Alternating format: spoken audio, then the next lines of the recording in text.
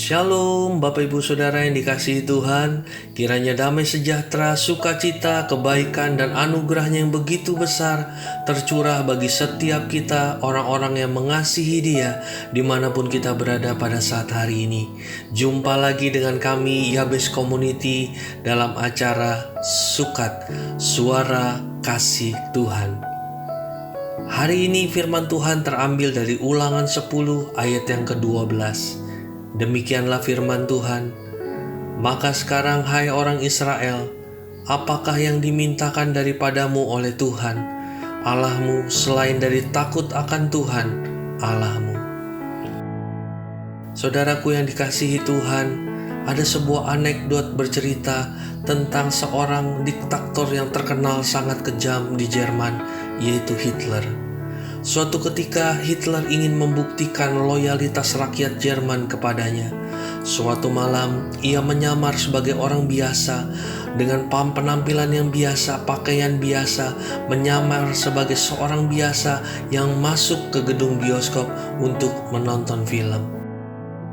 Ketika film akan dimulai, terdengarlah suatu suara pengumuman, "Para penonton yang terhormat, film ini akan melukiskan kegiatan pemimpin besar kita, Adolf Hitler." Penonton pun serentak berdiri menghormat ke arah layar. Hitler begitu terharu pada saat hari itu melihat bagaimana loyalitas rakyat Jerman terhadap dirinya. Tanpa harus dikomando, mereka berdiri memberikan penghormatan. Sampai pada waktu itu dia lupa berdiri seperti orang-orang yang ada di dalam bioskop. Tiba-tiba penonton di samping itu mencolek dia dan berkata, "Hai Bung, cepat berdiri. Saya tahu bagaimana perasaan Anda terhadap pemimpin yang kejam dan diktator ini. Tetapi kita harus berdiri karena kita diawasi oleh polisi rahasia." Saudaraku, anekdot yang menggambarkan bagaimana penghormatan yang tidak tulus, penghormatan yang tidak muncul dari ketulusan, tetapi penghormatan yang muncul karena keterpaksaan, ketakutan.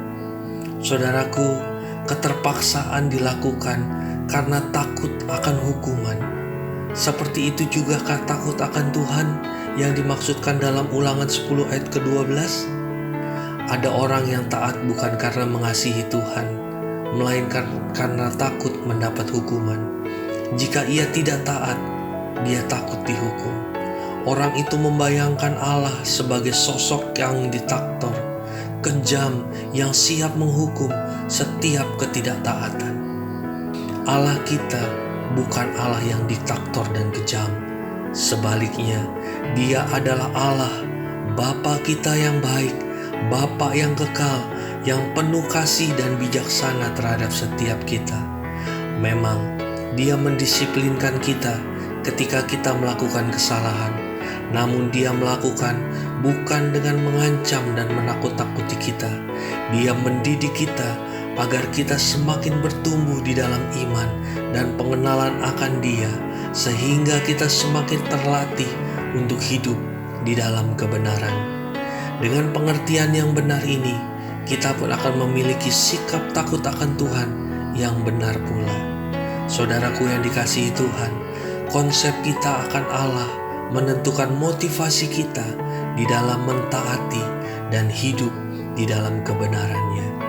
Kiranya renungan firman yang singkat ini memberkati Bapak Ibu Saudara dimanapun Bapak Ibu Saudara berada. Biarlah kita punya rasa takut akan Tuhan dengan takut yang tulus, bukan karena terpaksa atau karena takut dihukum, tetapi karena kita tahu kita taat untuk kebaikan kita.